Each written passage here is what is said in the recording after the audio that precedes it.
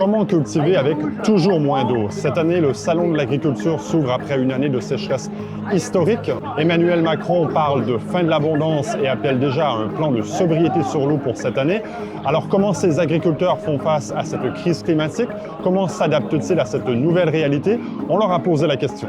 On essaie de travailler des cultures un petit peu moins gourmandes en eau. On pense notamment chez nous à la luzerne. C'est une plante qui répond plutôt bien aux années un peu plus compliquées. On essaie d'anticiper en gardant un petit peu moins d'animaux. Mais du fait qu'on ait moins d'animaux présents dans les fermes, on produit aussi un petit peu moins de lait. Donc il faut trouver le juste équilibre. On peut adapter nos cultures, utiliser des cultures qui poussent plus l'hiver, donc les périodes où il pleut en théorie un peu plus.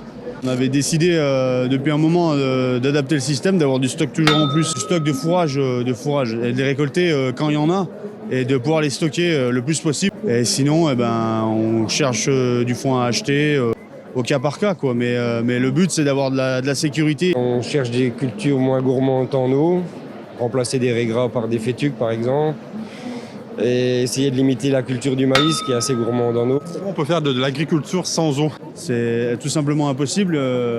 Elle est là pour faire pousser tous les fourrages qu'on récolte et c'est tout simplement impossible. On est très dépendant d'elle.